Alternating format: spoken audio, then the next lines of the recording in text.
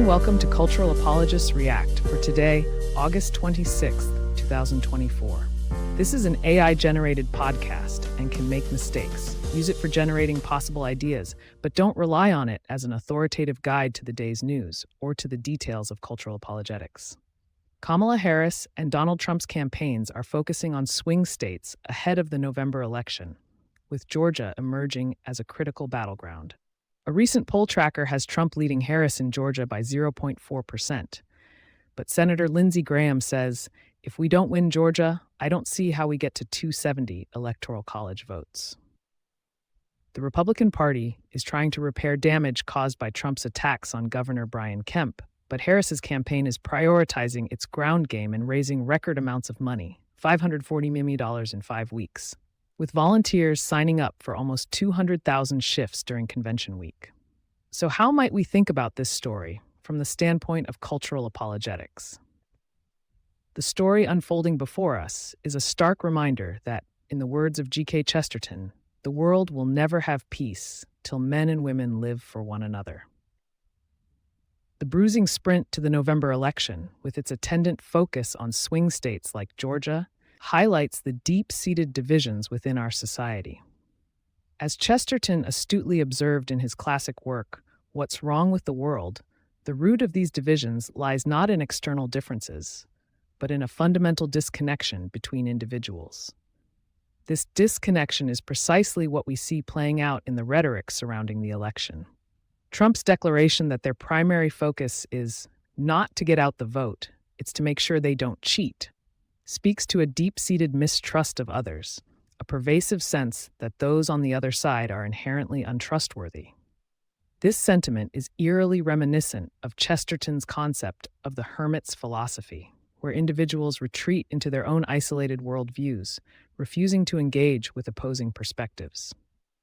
The Trump campaign's fixation on Georgia as a critical battleground state serves only to underscore this point.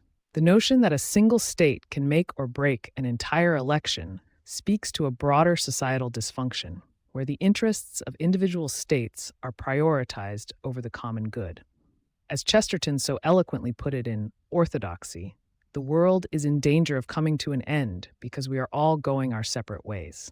The pursuit of power and control, even in the guise of electoral victory, has become the sole driving force behind our actions.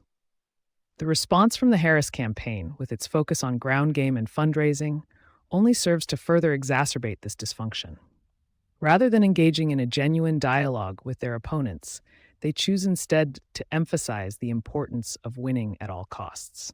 This zero-sum mentality is precisely what Chesterton decried as the worst form of politics, where victory is not achieved through persuasion or conviction, but through coercion and manipulation. As we witness this spectacle unfold, it becomes increasingly clear that our society has lost sight of its most fundamental values. The pursuit of power, the protection of one's own interests, and the demonization of others have become the guiding principles of our public discourse. In Chesterton's words, the world is full of people who are determined to make their mark, but in doing so, we forget that true greatness lies not in individual achievement, but in serving a greater good. The story of Georgia's emerging importance as a battleground state serves only to highlight the depth of our societal malaise. It is a stark reminder that unless we fundamentally alter our approach to politics and public discourse, we risk perpetuating a cycle of division and mistrust that threatens to consume us all. As Chesterton so wisely observed in The Thing, the truth is a thing which is quite beyond the reach of any one man. But it is precisely this shared pursuit of truth that can unite us, that can bring us together in a common purpose. In conclusion, the story unfolding before us serves as a stark warning about the dangers of a society that prioritizes power and control above all else.